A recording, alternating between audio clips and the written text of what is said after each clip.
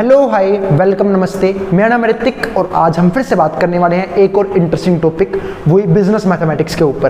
तो business mathematics जिनके पास भी है, चाहे वो बीकॉम प्रोग्राम के बच्चे हैं चाहे बीकॉम ऑनर्स के बच्चे हैं, दोनों के पास ये सब्जेक्ट है, बस सेमेस्टर अलग अलग है। बीकॉम प्रोग्राम में सेमेस्टर 2 में है और बीकॉम ऑनर्स में ये सब्जेक्ट सेमेस्टर 4 में है। तो चलो फिर शुरू करते हैं आज एक और टॉपिक बिजनेस मैथमेटिक्स का। पिछली वीडियो मैंने बात करी थी सिंपल डिफरेंशिएशन के एक इंटरेस्टिंग टॉपिक, ठीक है, मार्जिनल रेवेन्यू के ऊपर, यानी कि एप्लीकेशन में शुरू करवा चुका हूं, ठीक है। और आज हम फिर बात करेंगे एक और इंपॉर्टेंट एप्लीकेशन की, किसके? सिंपल डिफरेंशिएशन के। ध्यान रखना एप्लीकेशंस बहुत सारे हैं, ठीक है, ये शायद मेरे से 5th-6th वीडियो होगी एप्लीकेशंस के ऊपर। आई बात समझ में? तो भाई हर एक टॉपिक पूरे ध्यान से करना और क्वेश्चन जरूर करना हर एक टॉपिक के ऊपर। आई बात समझ में? तो चलो फिर शुरू करते हैं आज का एक और इम्पोर्टेंट वीडियो सिंपल डिफरेंशिएशन के ऊपर, जहां हम किसके बारे में बात करेंगे? आज हम बात करेंगे मार्जिनल कॉस्ट के ऊपर।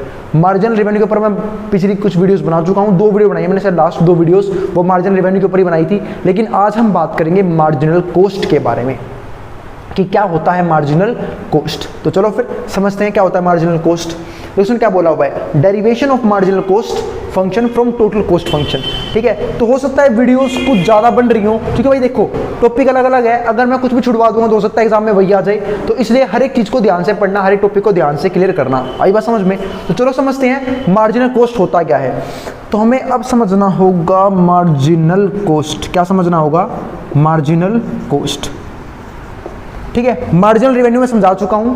तो मार्जिनल का मतलब जिनको नहीं पता, ठीक है, जिन्होंने कभी भी इकोनॉमिक्स नहीं पढ़ी, छुआ भी नहीं इकोनॉमिक्स को, ठीक है, जिन्होंने बड़ी पहली बार सुना है तो बता देता हूं, मार्जिनल का मतलब होता है एडिशनल।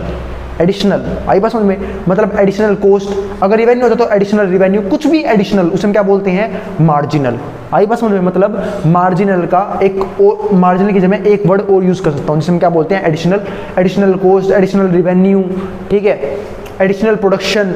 अब हम समझते हैं कि मार्जिनल कॉस्ट होता क्या है, ठीक है। तो कॉस्ट का मतलब पहले हमें समझना होगा। कॉस्ट का मतलब है कि लागत, कितना खर्चा आया कोई चीज़ प्रोड्यूस करने में, बनाने में, किसी भी चीज़ को क्या कितना खर्चा है। जैसे मैं एग्जांपल देता हूँ अपना ही, ठीक है, मेरी एक साइड इनकम है जिसमें मतलब मेरे पास एक पार्ट टाइम जॉब है जहाँ पे मैं बर्गर बनाता हूँ, एग्जाम्पल लेते हैं, बर्गर बनाता हूँ, ठीक है, और मेरे कॉम्पिटिशन है मैकडोनल्ड। उस भाई को भी इतना बड़ा कॉम्पिटिशन है, खत्म करना है ना उसे भी। आई बात समझ में?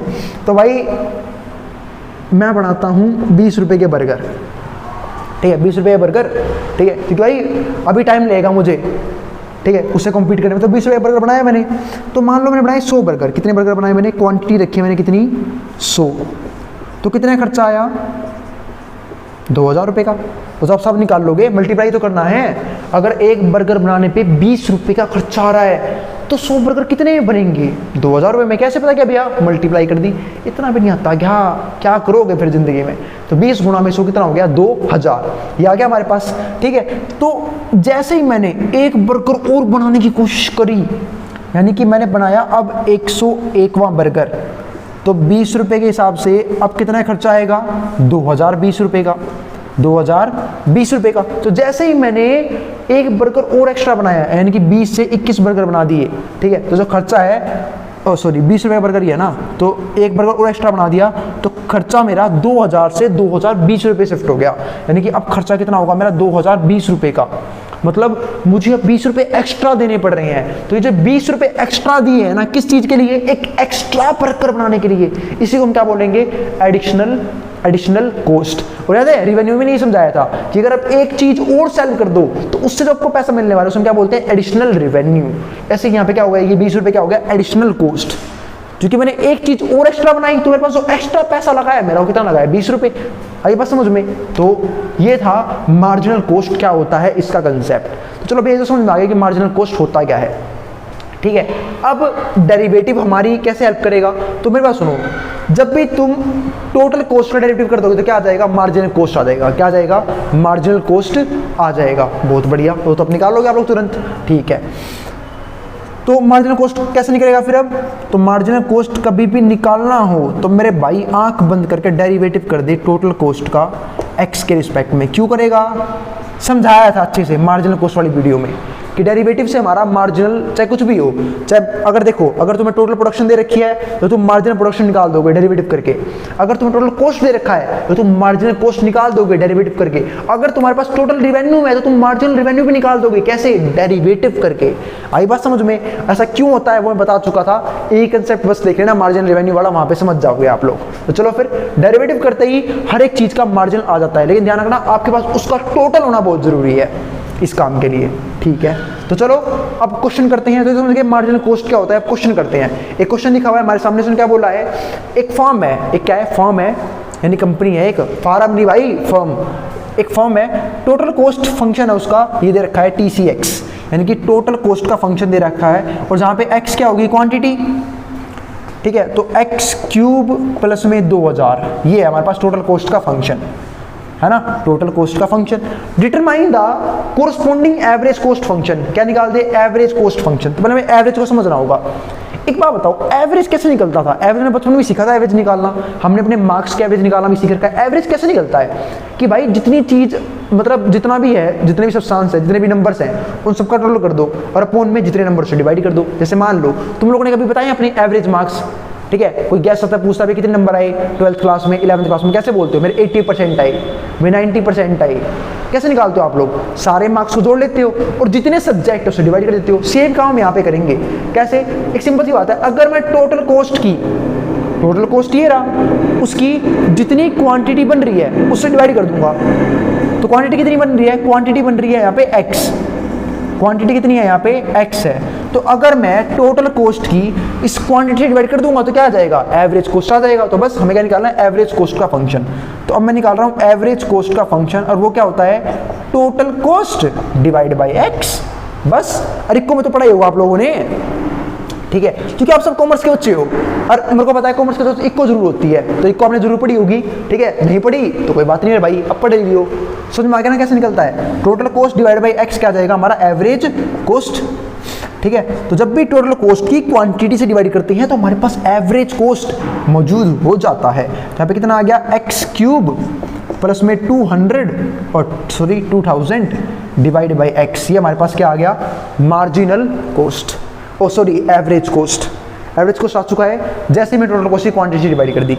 सेपरेट करना हो सेपरेट कर लेना, सेपरेट करने का मतलब है एक बार इसको इसके अपॉन में लिख दो, एक बार इसको इसके अपॉन में लिख दो, तो ये कुछ ऐसा बन जाएगा x क्यूब अपॉन में x, तो एक पावर कम हो जाएगी, x स्क्वायर रह जाएगा और यहाँ पे आ जाएगा 2000 बाई x, ये आ जाएगा हमारे पास एवरेज कॉस्ट का फंक्शन, ठीक है? तो चलो भाई पहला काम तो कर दिया, जहाँ पे ax हमें क्या दिखाना है? एवरेज कॉस्ट का फंक्शन, ठीक है? मार्जिनल कॉस्ट फंक्शन यानी कि mx हमें वो भी निकालना है, तो मैं इसे MCX बोल लेता हूँ, मार्जिनल कॉस्ट का फंक्शन।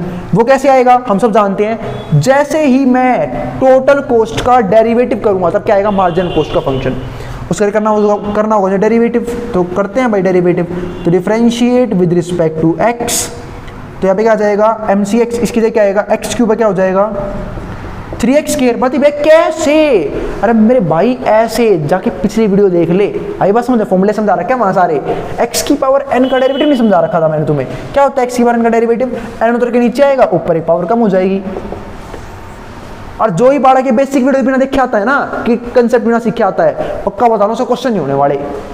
डेरिवेटिव आता नहीं चले तुम लोग मार्जिनल कॉस्ट निकालने, मार्जिनल रिवेन्यू निकालने, आई बात समझ में? तो भाई तुम्हें बेसिक डेरिवेटिव आना बहुत जरूरी है उसके लिए, ठीक है? तो एप्लीकेशन जब करना जब डिफरेंशिएशन आता हो, आई बात समझ में? वरना समझ ही नहीं आएगा, करता रहे माथा मारता रही हो अपना।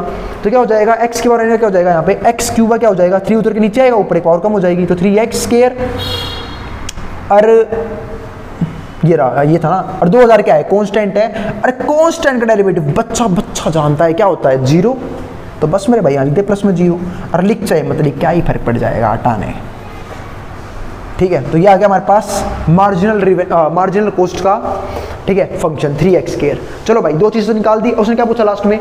डिटरमाइन, मान ही रहा भाई, क्वेश्चन पे क्वेश्चन पूछ रहा है। Determine the level of output, तू वो लेवल बता दे आउटपुट का where average cost equals to marginal cost, जहां पे एवरेज कॉस्ट बराबर होगी इसके मार्जिनल, तो वो लेवल निकालना है। तो हम एक काम कर लेंगे, तो अकॉर्डिंग टू सवाल वाला ATQ, अकॉर्डिंग टू क्वेश्चन वाला, हम क्या कर देंगे? अपने एवरेज कॉस्ट को बराबर रख देंगे मार्जिनल कॉस्ट के, और जैसे ही बराबर रखेंगे x की वैल्यू कूद के आ जाएगी। एवरेज कॉस्ट कितना है हमारे पास? x क्यूब प्लस में 2000 अपॉन में x, और मार्जिनल कॉस्ट कितनी है हमारे पास 3x स्क्वायर। अब ये x है यहाँ पे डिवाइड में वहाँ जाएगा मल्टीप्लाई में, तो क्या हो जाएगा हमारा ये 3x क्यूब, और यहाँ पे क्या है x क्यूब और प्लस में 2000। अब ये x क्यूब यहाँ पे कि प्लस में हमारे का माइनस का हो जाएगा, तो 3x क्यूब में से x क्यूब गया, क्या बच गया 2x क्यूब, और यहाँ पे क्या है 2000। अब यहाँ पे 2 मल्टीप्लाई में, यहाँ पे किस में आएगा डिवाइड में, यानी कि 2000 बाई 2 कितना हो गया 1000, तो 1000 बराबर आ गया x क्यूब। सोल्व कर रहा हूँ भाई, सिंपल करना तो आता ही होगा आप लोगों को। x क्यूब, अब एक सोचो x के लिए निकालने हमें, तो x की जगह ऐसा क्या रखा होगा कि 1000 आया होगा।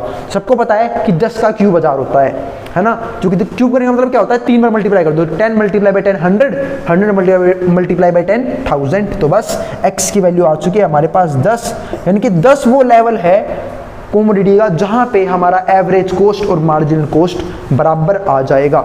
आई बात समझ में? तो यहां से हमने समझ लिया मार्जिनल कॉस्ट होता क्या है, निकालते कैसे हैं, एवरेज कॉस्ट क्या होता है, निकालते कैसे हैं, ठीक है। अब एक चीज समझा देता हूं, रिलेशनशिप बिटवीन AR, MR और प्राइस इलास्टिसिटी ऑफ डिमांड, क्या रिलेशन होता है वो समझ लेते हैं। तो ध्यान रखना, प्राइस इलास्टिसिटी ऑफ प्राइस है ना हमेशा बराबर होता है AR अपॉन में AR माइनस में MR, ध्यान रखना इस बात का। एक फॉर्मूला होता है, अगर आप लोगों के पास AR यानी कि एवरेज रिवेन्यू, MR यानी कि मार्जिनल रिवेन्यू दोनों हो, तो आप इस फॉर्मूले पुट करके प्राइस इलास्टिसिटी पता कर सकते हो। आई बात समझ में? तो मिलेंगे भाई हम अगली वीडियो में, तब तक के लिए बाय, ठीक है। उम्मीद है आपको क्वेश्चन समझ में आ गया होगा, और भाई हर एक वीडियो को सीरीज में देखें ताकि आपको किसी भी टॉपिक में कोई भी डाउट ना रह जाए। आई बात समझ में? तो मिलते हैं फिर अगली वीडियो में जहां हम और अच्छी बातें करेंगे, और अब हम पढ़ेंगे सक्सेसिव डिफरेंशिएशन, यानी कि अब तक तो हम पढ़ रहे थे, ठीक है, डिफरेंशिएशन, अब हम पढ़ेंगे सक्सेसिव डिफरेंशिएशन। मतलब क्या, अब तक हम पढ़ रहे थे डिफरेंशिएशन सिर्फ x के रिस्पेक्ट में, मतलब एक बार डेरिवेटिव, अब हम करेंगे, ठीक है, 2 बार भी डेरिवेटिव होगा, 3 बार भी होगा, ऐसे क्वेश्चंस करेंगे। आई बात समझ में? तो चलो समझाऊंगा अगली वीडियो में, ठीक है। सक्सेसिव डिफरेंशिएशन नेक्स्ट टॉपिक है हमारा। तो एप्लीकेशंस खत्म हो चुके हैं, ठीक है, तो जिसको जो भी उतारना है, जो भी स्क्रीन लेने वाले ले सकता है, मैं हट रहा हूं बोर्ड के सामने से। फिर हम बात करेंगे अगली वीडियो से नए टॉपिक के ऊपर। उम्मीद है आपको वीडियो समझ में आ रही होगी, कंसेप्ट सारे क्लियर हो रहे होंगे। फिर भी कोई डाउट रह जाए, कोई भी क्वेरी रह जाए, ठीक है, या फिर आपको ये लगे कि भैया नहीं ये टॉपिक छूट गया है, या फिर ये टॉपिक आपको और समझना है, ठीक है, या फिर किसी टॉपिक और क्वेश्चंस पूछने हैं, तो आप नीचे कमेंट बॉक्स में कमेंट कर सकते हैं, ठीक है। या फिर आप मुझे इंस्टाग्राम पे फॉलो भी कर सकते हैं, मैं उसका लिंक भी डाल दूंगा चैनल के डिस्क्रिप्शन में, वहाँ फॉलो कर सकते हैं। और धीरे धीरे मैं कोशिश कर रहा हूँ कि मैं वेबसाइट पर क्वेश्चन भी डालने शुरू कर दूँ ताकि आपको प्रैक्टिस भी करने का मौका मिले। अब जिसको जो उतारना है, स्क्रीनशॉट लेना ले सकता है, मैं हट रहा हूँ बोर्ड के सामने से। मिलेंगे फिर नेक्स्ट वीडियो में।